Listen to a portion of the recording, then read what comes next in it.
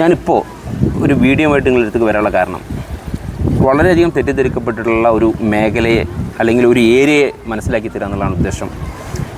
Traditional മാർക്കറ്റിങ്ങും network മാർക്കറ്റിങ്ങും തമ്മിലുള്ള difference ഈ ഒരു വീഡിയോയിലൂടെ ഞാൻ സംസാരിക്കാം. ട്രഡീഷണൽ മാർക്കറ്റിംഗ് അല്ലെങ്കിൽ ഇതുവരെ നമ്മൾ കണ്ടുവരുന്ന ഒരു പരമ്പരാഗത രീതി, മാർക്കറ്റിംഗ് രീതി എന്ന് പറയുന്നത് ഒരു എൻഡ് യൂസറെ കയ്യിലേക്ക് പ്രൊഡക്റ്റ് എത്തുന്നത് ഒരുപാട് ഇടനിലക്കാരിലൂടെ കടന്നു വന്നിട്ടാണ്.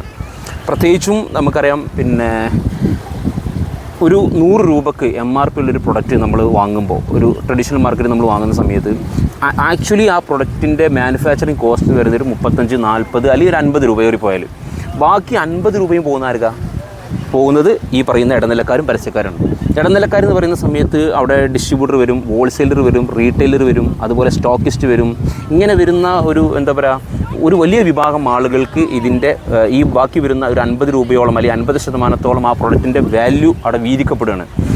ഇതൊരു ടീമാണ്. ഇനി ഇതുപോലെ മറ്റൊരു ടീമുണ്ട്, അതായത് അഡ്വർടൈസിങ് ഏജൻസികൾ, സെലിബ്രിറ്റി, മീഡിയ, ഇങ്ങനെ വരുന്ന ഒരു അഡ്വർടൈസിങ്, ആ പ്രൊഡക്റ്റിനെ പ്രൊമോഷൻ ചെയ്യുന്നതിന് ആവശ്യമായിട്ടുള്ള മറ്റു മാർഗ്ഗങ്ങൾ. അതിൽ മീഡിയ, നമുക്കറിയാം, ചാനലുകൾ, അതുപോലെ തന്നെ പത്രമാധ്യമങ്ങൾ, പിന്നെ അതുപോലെ തന്നെ റോഡ് സൈഡിലും മറ്റൊക്കെ നമ്മൾ കാണുന്ന വലിയ വലിയ കട്ടൗട്ടുകൾ, ഇതിനെ പിന്നെ ഏജൻസികൾ, ഇതൊക്കെ അഡ്വർടൈസിങ് ഏജൻസി. അപ്പം ഞാൻ പറഞ്ഞു വരുന്നത്, ഒരു പ്രൊഡക്റ്റ് 100 രൂപക്ക് നമ്മൾ വാങ്ങുമ്പോൾ ഏകദേശം ഒരു 50 രൂപ മാനുഫാക്ചറിങ് കോസ്റ്റ് വരുന്നുണ്ടെങ്കിൽ ബാക്കി 50 രൂപയും പോകുന്നത് ഈ പറയുന്ന ഇടനിലക്കാർക്കും പരസ്യക്കാർക്കുമാണ്. ഇത് ട്രഡീഷണൽ മാർക്കറ്റിംഗ് നടക്കുന്നുണ്ടെങ്കിൽ, എന്നാൽ നെറ്റ്വർക്ക് മാർക്കറ്റിങ്ങിലേക്ക് നമ്മൾ കടന്നു വരുമ്പോൾ നെറ്റ്വർക്ക് മാർക്കറ്റിങ്ങിൽ ഈ പറയുന്ന ഇടനിലക്കാരെയും പരസ്യക്കാരെയും തീർത്തും ഒഴിവാക്കണം. ഇവിടെ സെലിബ്രിറ്റി ഇല്ല, മീഡിയ ഇല്ല, അഡ്വർടൈസിങ് ഏജൻസികളില്ല, പിന്നെ റീറ്റെയിലറില്ല, ഹോൾസെയിലറില്ല, ഡിസ്ട്രിബ്യൂട്ടറില്ല, ഈ പറയുന്ന ഏരിയകളൊന്നുമില്ല. പകരം ഈ നെറ്റ്വർക്ക് മാർക്കറ്റിംഗ് എന്ന് പറഞ്ഞാൽ ഡയറക്റ്റ് ടു കസ്റ്റമറിലേക്ക് ഒരു പ്രൊഡക്റ്റിനെ എത്തിക്കുക എന്നുള്ളതാണ് ശരിക്കും ഈ ഒരു മേഖലയിൽ നടക്കുന്നത്. അപ്പോൾ ഈ കസ്റ്റമറിലേക്ക് എത്തിക്കുന്ന സമയത്ത്, ഇപ്പോൾ ഞാനൊരു നെറ്റ്വർക്കർ ആണെന്നുണ്ടെങ്കിൽ എനിക്ക് കമ്പനി എന്ത് ചെയ്യാണ്, ഞാൻ ഈ പ്രൊഡക്റ്റിനെ വാങ്ങി ഉപയോഗിക്കുന്നു, അതുപോലെ തന്നെ ഞാൻ ഈ പ്രൊഡക്റ്റിനെ പ്രൊമോട്ട് ചെയ്യുന്നു. അപ്പോൾ എനിക്ക് തന്നെ കമ്പനി ഈ പറയുന്ന ഇടനിലക്കാർക്കും പരസ്യക്കാർക്കും ഒക്കെ കൊടുക്കുന്നതിന് പകരം എന്നിലേക്ക് അതിൻ്റെ പ്രോഫിറ്റ്, അതിൻ്റെ ബാക്കി പെർസെൻറ്റേജ് എന്നിലേക്ക് തരിക എന്നുള്ളതാണ് ഇവിടെ സംഭവിക്കുന്നത്.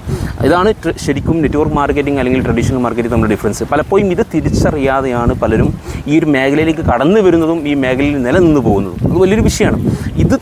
ഇതിൻ്റെ ഒരു യഥാർത്ഥ കാമ്പ് അല്ലെങ്കിൽ എന്താ പറയുക, അതിൻ്റെ ഒരു കാതലായ വശം ഇതാണ് ഈ ഒരു മേഖലയിൽ നടക്കുന്നത്. ഇത് തിരിച്ചറിഞ്ഞു കഴിഞ്ഞാൽ ശരിക്കും ഇവിടെ മണി ചെയിൻ എന്ത്, പിന്നെ ജെന്യൂനായ നെറ്റ്വർക്ക് മാർക്കറ്റിംഗ് കമ്പനികൾ എങ്ങനെ വർക്കൗട്ട് ആവുന്നു, എന്ത് സംഭവിക്കുന്നു, ഇതൊക്കെ മനസ്സിലാക്കാൻ ഈ ഒരു സംഭവം തിരിച്ചറിഞ്ഞാൽ മതി. എനിവേ, ഇതാണ് ഈ ഒരു വീഡിയോയിലൂടെ ഞാൻ ഉദ്ദേശിച്ചത്. നിങ്ങൾക്ക് മനസ്സിലായിട്ടുണ്ടാവുമെന്ന് വിശ്വസിക്കുന്നു. Thank you. Wish you all the best. Thank you.